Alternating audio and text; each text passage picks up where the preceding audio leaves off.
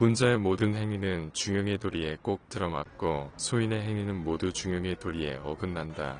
군자가 중용에 들어맞는 것은 항상 모든 일을 도리에 맞게 하여 지나침과 모자람이 없기 때문이며, 소인이 중용에 어긋나는 것은 이 도리를 알지 못해 삼가고 두려워하는 마음 없이 제멋대로 행동하기 때문이다. 하늘이 사람에게 선천적으로 부여한 것을 본성이라고 하고, 이 본성에 따라 일을 처리하고 행동하는 것을 도리라고 하며, 사람들로 하여금 이 도리를 끊임없이 실천하게 하는 것을 가르침이라고 한다. 여기서 말하는 하늘은 자연의 푸른 하늘도 아니고 종교에서 말하는 절대신도 아니다. 만물을 그 자신의 이치대로 나아서 기르는 자연현상 또는 음행의 조화를 뜻한다. 이 자연현상이 사람과 사물에 부여한 것이 바로 본성이다. 모든 만물은 어떠한 모습을 지니고 있든지 그 나름의 이치를 가지고 있다. 마치 명령이 내려진 것처럼 말이다. 이것이 바로 본성인 것이다. 그리고 그 주어진 본성대로 살아가는 것이 도리다. 사람과 만물의 생성 과정이 자연의 이치에 따라서 평소의 생활 모습으로 나타나는데, 그 모습 그대로 행동하고 처신하는 각각의 길이 바로 도라는 것이다. 도는 사람의 일상생활에서 항상 쓰이는 것으로 모든 만물을 대할 때 마땅히 지켜야 할 도리다. 이는 하늘이 내려준 도덕적 가치이며 마음의 잣대이기도 하다. 도는 잠시라도 사람들의 일상생활과 떨어질 수 없는 것인데, 만약 사람들의 일상생활과 떨어질 수 있다면 올바른 도가 아니다. 그러므로 군자는 남이 안 보는 곳에서 더욱 삼가하고, 남이 듣지 않는 곳에서도 언제나 두려운 마음을 갖는다. 어둡고 희미한 것보다 더 두드러진 것은 없으며 세밀한 것보다 더 잘 나타나는 것도 없다. 그러므로 군자는 혼자 있을 때 더욱 삼가는 것이다. 일요일하게 감정이 드러나기 전을 중이라고 하고, 드러난 뒤에 모두 절도에 맞는 것을 화아한다. 중은 천하 만물의 큰 근본이고 화는 천하 만물과 현상에 두루 통하는 도리다. 주마의 경지에 도달하면 천지가 제자리를 잡고 만물이 저절로 자라난다. 인간에게 희로애락의 감정 자체는 문제가 되지 않는다. 기뻐할 때 기뻐할 줄 알고 슬퍼할 때 슬퍼할 줄 아는 것은 당연하다. 다만 그것이 모자라거나 지나칠 경우가 문제다. 그래서 군자는 감정을 드러내지 않는 것이 아니라 가장 알맞게 드러낼 수 있어야 한다. 그것이 중화에 이르는 길이다. 공자가 말했다. 사람들은 다 나는 지혜롭다고 말하지만 그물이나 덫이나 함정에 몰아넣어도 피할 줄 모른다. 사람들은 모두 나는 지혜롭다고 말하지만 중용을 택해서 한 달도 지키지 못하였다. 지나침은 모자람과 같으며 지나친 것은 모자람만 못하다. 모자라서 문제가 되는 경우도 있지만 오히려 지나쳐서 재앙이 되는 경우가 더 많다.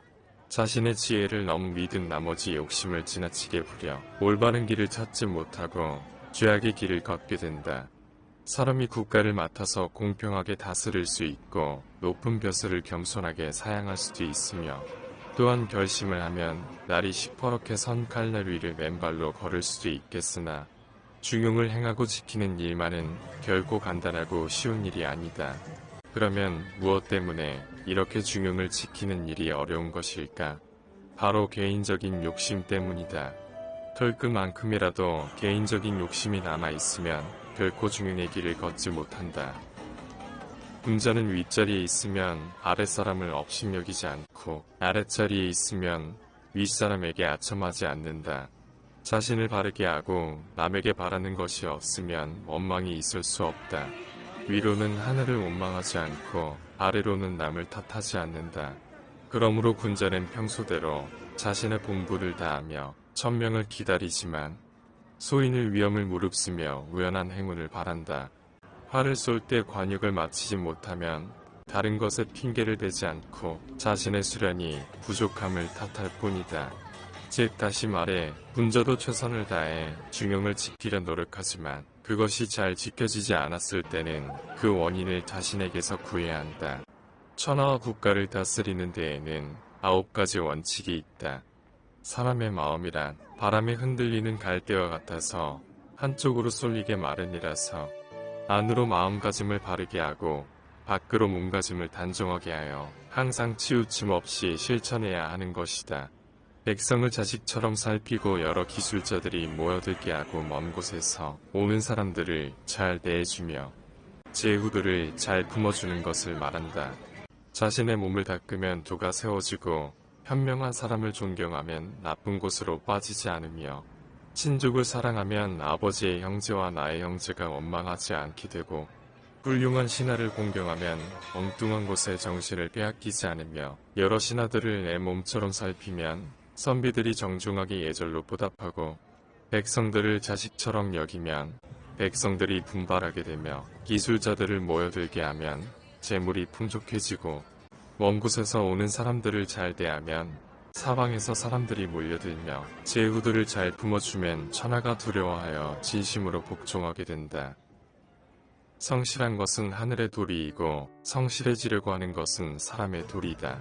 성실한 사람은 힘쓰지 않아도 적중하고 생각하지 않아도 얻게 되어 저절로 도에 들어맞으니 성입니다. 성실해지려고 애쓰는 사람은 선을 택해서 굳게 지키는 자다. 성실함이란 하늘의 이치가 갖고 있는 본래 모습이다.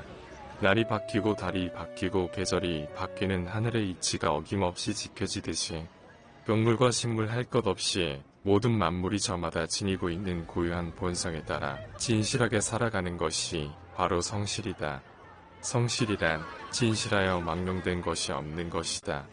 하늘의 이치가 지닌 본래의 모습이다. 동물과 식물, 하늘을 나는 새와 물에서 헤엄치는 물고리에 이르기까지 모든 만물은 그 본성에 따라 살게 하여 될 것만큼의 망령됨도 없게 한다. 이것이 바로 진실함이다. 사람도 마찬가지지만 육체와 마음을 이루고 있는 기운이 후천적으로 고르지 못한 까닭의 올바른 본성을 방해하여 개인적인 욕심이 생긴다. 개인적인 욕심에는 지나침과 모자람이 있게 마련이니 진실함을 잃게 되는 것이다. 따라서 사람은 항상 정성스러워지도록 노력해야 한다. 지극한 성실함의 경지에 이르지 못한 자는 하나의 부분적인 것에서부터 하나하나 이루어 나가야 한다. 하나하나 이루어 나가면 성실함에 도달할 수 있다. 성실하면 그것이 쌓여서 저절로 모습이 나타나고 나타나면 뚜렷해지고 뚜렷하게 드러나면 더 한층 밝게 빛나고 밝게 빛나면 사람을 움직이게 하며 움직이게 하면 변화하고 변화하면 만물이 새롭게 바뀐다. 오직 천하의 지극한 성실함에 도달한 사람만이 만물을 새롭게 바꿀 수 있다. 성실함은 스스로 이루는 것이요 도리는 스스로 행하는 것이다.